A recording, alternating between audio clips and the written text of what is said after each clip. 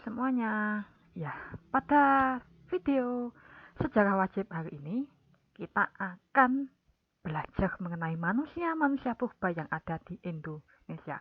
Jika pada video pembelajaran sebelumnya kita belajar mengenai kondisi alam pada masa awal-awal terbentuknya bumi, kali ini kita masuk membahas mengenai manusia purba, khususnya yang ada di Indonesia. Sebenarnya manusia purba itu banyak ya temukan di berbagai belahan dunia, tapi karena kita tinggal di Indonesia, jadi kita khusus untuk membahas manusia purba yang pernah ada di Indonesia. Adanya temuan fosil manusia purba seperti Pithecanthropus erectus mendorong para ahli paleontologi menuju Kepulauan Nusantara untuk menemukan fosil manusia purba.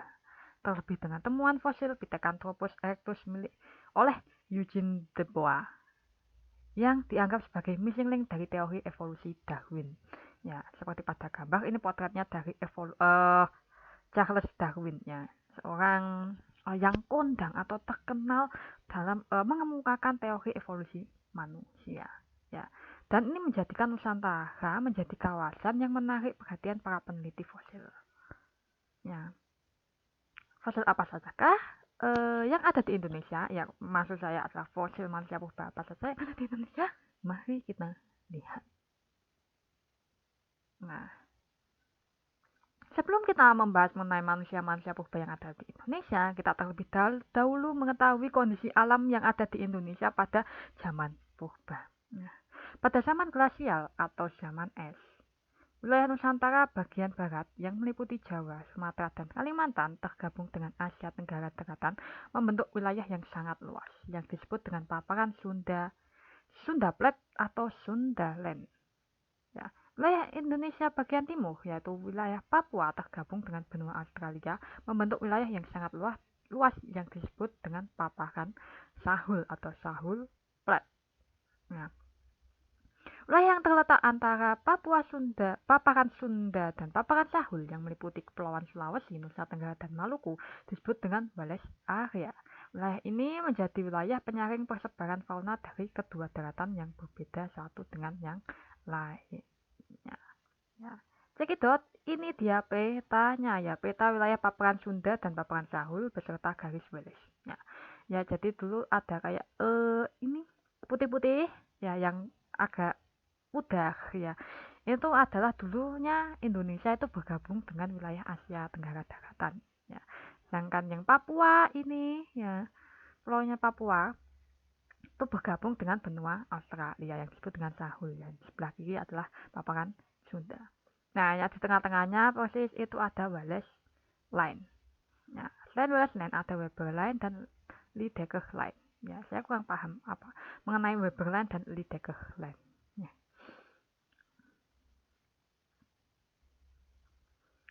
Nah, kondisi alam yang tidak stabil pada kala Pleistosen, ya kita pernah belajar pada pertemuan sebelumnya, yang ditandai dengan munculnya glasial dan interglasial secara silih berganti mendorong terjadinya migrasi hewan dan manusia purba ke wilayah Nusantara. Ketika suhu dingin pada zaman glasial, banyak hewan dan manusia purba bermigrasi ke wilayah Khatulistiwa yang beriklim tropis, ya khususnya di Indonesia ya. Indonesia kan di tengah-tengah Khatulistiwa. Sebaliknya, ketika suhu naik pada zaman interglasial, banyak hewan dan manusia purba bermigrasi meninggalkan wilayah Nusantara. Keberadaan paparan Sunda dan paparan Sahul mempermudah proses migrasi hewan dan manusia purba saat itu, yang hanya bisa dilakukan lewat jalur darat. Akan tetapi, ya dinamika alam atau perubahan alam yang ekstrim pada waktu itu telah mendorong terjadinya mobilitas hewan dan manusia purba, sehingga mereka menjadi tercerai-berai ke berbagai arah dan wilayah kepulauan. Ya, mereka bermigrasi, tapi migrasinya tuh enggak, misalnya hewan mamut sama manusia purba ya. Migrasinya itu enggak mesti bareng-bareng, jadi migrasinya itu bisa ada yang di sebelah utara, ada yang ke utara, ada yang ke selatan, ada yang ke timur, ada yang ke barat. Ya.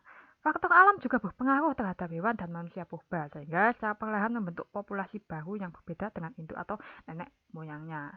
Bisa jadi karena hal ini disebabkan oleh proses pigminasi. Apa itu pigminasi? Yaitu proses pengerdilan individu sebagai akibat adanya seleksi alam. dan terbatasnya bahan makanan untuk populasi yang semakin bertambah. Nah, proses inilah yang antara lain mengakibatkan mengapa manusia purba yang ditemukan di kawasan Sangiran itu dekat Solo, ya, Jawa Tengah, berbeda dengan yang ditemukan di Flores pada tahun 2004. Ya, mungkin juga karena adanya faktor hibridisasi, yaitu pembauran gen antara dua atau lebih spesies. Yes.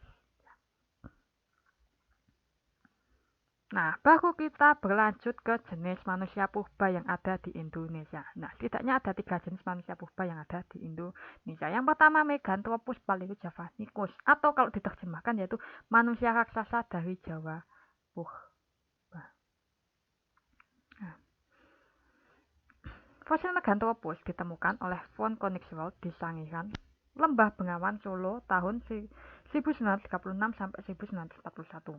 Fosil itu berasal dari lapisan Pleistosen bawah.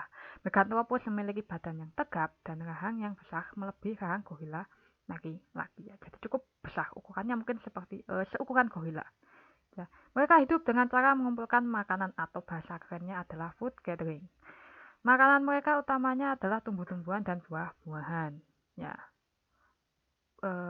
Seorang peneliti yang bernama Tuku Jacob berpendapat bahwa Meganthropus itu sebenarnya merupakan Pithecanthropus dengan badan yang besar. Ya, jadi perlu diketahui nanti setelah ada Meganthropus itu ada yang namanya Pithecanthropusnya. Mungkin saja Meganthropus ini adalah pendahulu dari Pithecanthropus. Nah, ini dia Pithecanthropus atau manusia kera. Ya. Pithecanthropus berasal dari kata Pithekos yang berarti kera dan anthropus yang berarti manusia. Fosil Pithecanthropus berasal dari Pleistosen bawah, tengah, dan atas. Makhluk ini punya ciri-ciri antara lain badannya 165 sampai 180 derajat, 180 cm, tubuh dan badannya tegap, gerahamnya masih besar, rahangnya kuat, tonjolan kening, belum berdagu serta berhidung lebar. Volume otaknya berkisar antara 750 sampai 1300 cc. Mereka hidup dengan cara berburu dan mengumpulkan makanan, hunting and food gathering. Mereka sudah memakan segala jenis makanan, tetapi makanannya belum dimasak, ya alias masih mentah. Makhluk sejenis juga ditemukan di Tanzania, Kenya, dan Aljazair di Afrika serta di Eropa seperti di Jerman Barat, Jerman Timur, Prancis, Yunani, dan Hungaria.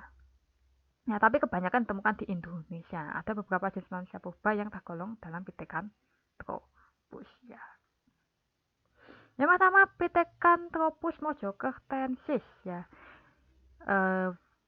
Fosil Pithecanthropus ini ditemukan oleh von Koenigswald di desa Perning, Lembah Bengawan Solo, Mojokerto, Jawa Timur pada lapisan Pleistosen bawah. Temuan tersebut berupa fosil anak-anak berusia sekitar 5 tahun dengan volume otak sekitar 650 cc. Makhluk ini diperkirakan hidup sekitar 2,5 sampai 1,25 juta tahun yang lalu. Makhluk ini punya ciri berbadan tegap, mukanya menonjol ke depan dengan kening yang tebal, tulang pipi yang kuat. Makhluk ini hidup bersamaan waktunya dengan Meganthropus.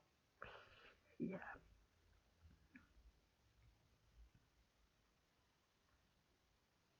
Lalu ada Pithecanthropus robustus ya.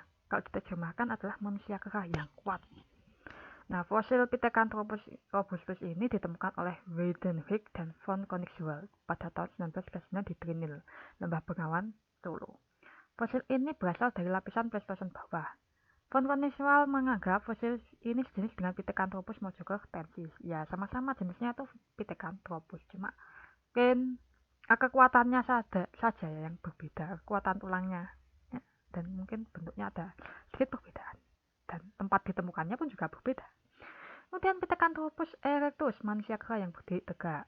Fosil ini ditemukan oleh Eugene de Bois di desa Trinil, Ngawi, Jawa Timur pada tahun 1890. Berasal dari lapisan Pleistosen tengah. Mereka hidup sekitar 1 juta sampai setengah juta tahun yang lalu. Fosil ini punya jenis kelamin laki-laki dengan volume otaknya sekitar 900 cc.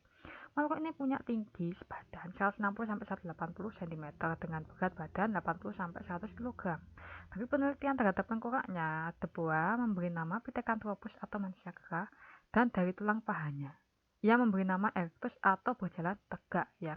Perbedaan antara Pithecanthropus erectus dan Pithecanthropus mojokertensis adalah besar isi tengkorak, tebal atap tengkorak, bentuk tonjolan belakang kepala dan tonjolan kening serta daerah telinga.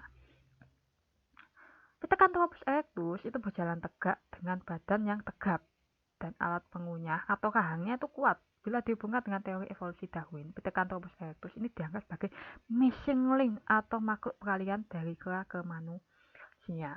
Nah, penemuan fosil Pithecanthropus erectus merupakan penemuan yang paling banyak dan paling luas penyebarannya, baik di Indonesia maupun di beberapa negara lainnya. Jadi, fosil yang paling banyak ditemukan di seluruh dunia ini tidak hanya di Indonesia, itu adalah Pithecanthropus erectus. Nah, kemudian Pithecanthropus seoloensis, kalau diterjemahkan adalah manusia kera dari Solo. Ya, Pithecanthropus seoloensis ini ditemukan di Ngandong, Blora, di Sangiran dan Sambung Macan Sragen oleh Terhar, Oppenort, dan von Koenigswald lagi pada tahun 1931 sampai 1933 dari lapisan Pleistocene atas. Nama Pithecanthropus seoloensis diberikan oleh Profesor Dr. Tuku Jacob setelah meneliti 14 jenis fosil dari desa Ngandung di Lembah Bengan Solo sebelah utara Trinil. Homo seoloensis diperkirakan hidup sekitar 900.000 sampai 300.000 tahun yang lalu. Volume otak berkisar antara 1000 sampai 1300 cc. Tengkoraknya lonjong, tebal, dan masif. Tonjolan keningnya cukup nyata, hidungnya lebar, dan rongga matanya sangat panjang. Ya, tinggi badannya sekitar 165 sampai 180 cm. Walaupun letak kepalanya di atas tulang belakang, namun belum seperti letak kepala manusia modern sekarang. Ya, menurut von Koenigswald, makhluk ini lebih tinggi tingkatannya dibandingkan dengan Pithecanthropus erectus. Wow, makhluk ini secara fisik lebih dekat dengan Pithecanthropus mojocartensis dibandingkan dengan Pithecanthropus erectus.